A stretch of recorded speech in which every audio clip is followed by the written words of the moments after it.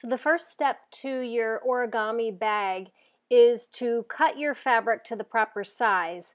And the key to this is to cut your pieces, your lining and your outside fabric. You want the width of the fabric to be 3 times the height of the fabric. So it doesn't matter what size you make it, but you just have to make sure that the width is 3 times the height, and then the folding part will work out. So that'll make sense later in the video. So I made my origami bag 45 inches wide by 15 inches tall. And the next step is to cut your straps for your bag. And these can really be any dimension, depending upon whether or not you're going to sew it together at the top, or you're going to tie it in a knot or tie it in a bow. It just depends. But you want to cut your straps 6 inches wide, or 6 inches by about 20 inches a piece. So 6 inches, maybe even longer if you're going to tie your straps, but that part is up to you. But 6 inches wide by whatever length you want your 2 straps to be. And the spots on my arms are because I was staining our goat fence earlier in the day, so don't mind that. Okay, and the next step is to assemble the straps. So you will fold them in half and press a crease. Open it back up, take one of the raw edges, fold it to that center crease that you just created, and press that. Do the same thing on the other side, bring the other raw edge in to meet that center, and press that. And then finally, you will fold those 2 pieces in half again, and give that a final press. Then you'll take it to the sewing machine and sew a 1/4 inch top stitch down both sides of each of the straps. And then you can do a second top stitch a 1/4 inch away from that one if you like to see a double top stitch on your straps, or just the single top stitch down each side. That part's up to you. All right, so now we'll put all the pieces together. So I've got my 2 pieces, my face fabric or decorator fabric and my lining fabric, and I have them laid out on my table, right side to right side. You'll open up one corner and place one of your straps in that corner diagonal to the corner there, and then do the same thing with the other strap on the opposite diagonal corner. You'll pin that down with 1 pin on the diagonal because you're going to sew across that on the diagonal.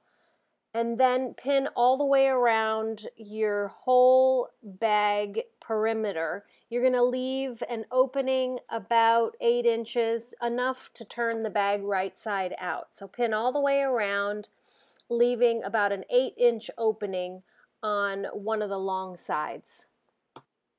And you're going to place your pins about every 4 to 6 inches or so, enough to hold the fabric in place so it doesn't shift in your sewing machine. And then we're going to take this over to the sewing machine and sew all the way around using either a 5/8 inch or a 1/2 inch seam allowance.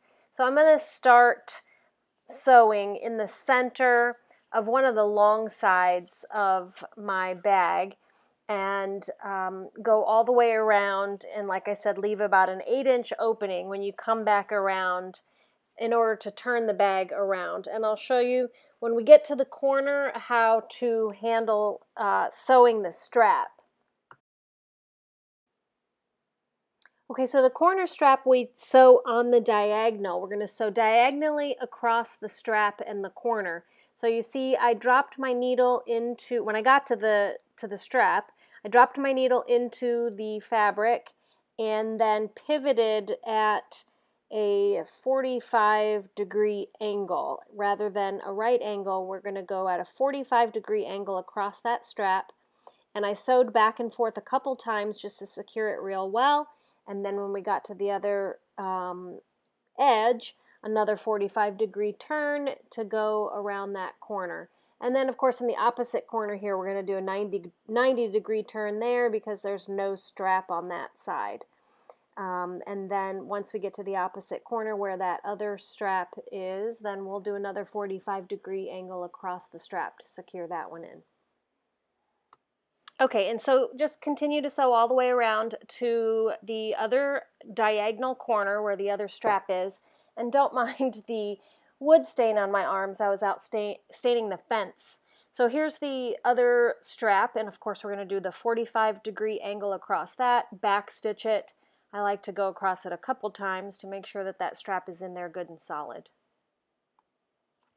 And then just continue around the whole bag until you get to the opposite end, and again leave about an 8-inch opening or so that you can turn your bag right side out. I like to go ahead and just tuck in that opening and then put a pin or two in there to hold that in so it's easier at the pressing table. I can just press that opening easily.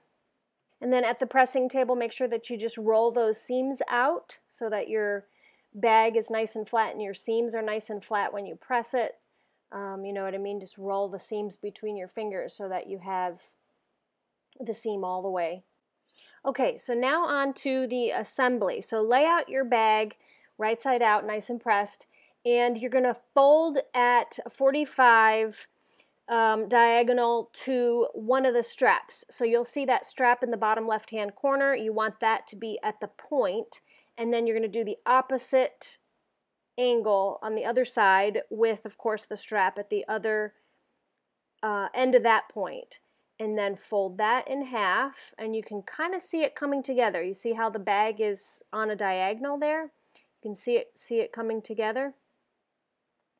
Okay, and then where the two sides meet there, that's where we're going to sew. So I'm going to line that up neatly and pin that diagonal seam, and we're just going to sew that diagonal seam. It's going to be a little bit thick because there's already two seams there, so it's going to be 4 layers of fabric there.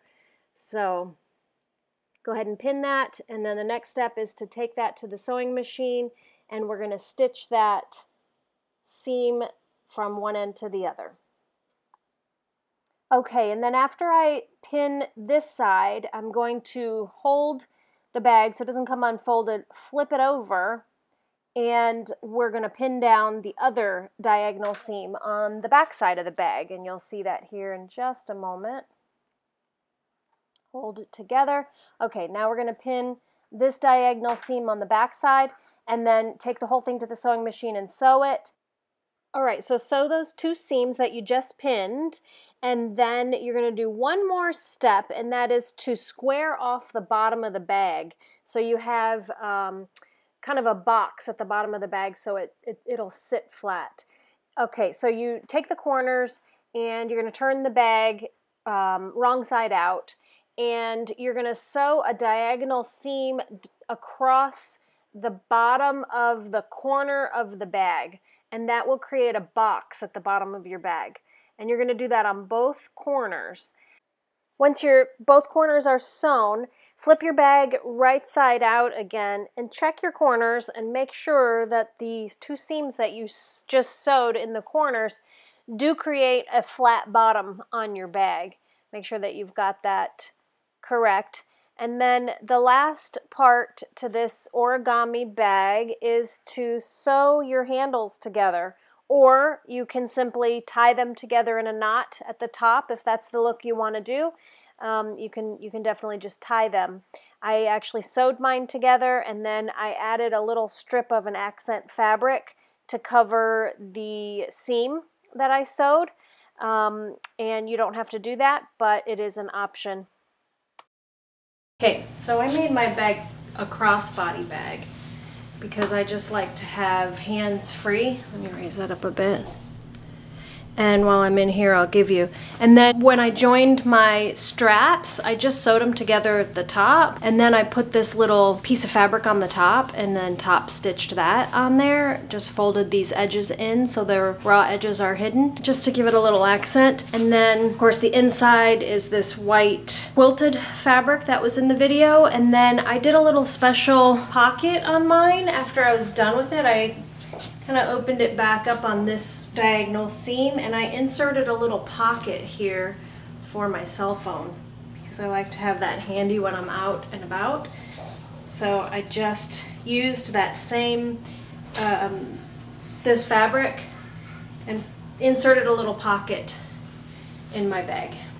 And you guys, if you liked this video, please make sure to like and subscribe. It does help to support me and allows me to continue to make videos like this. And don't forget to check out the reusable grocery bag video next. It's even easier.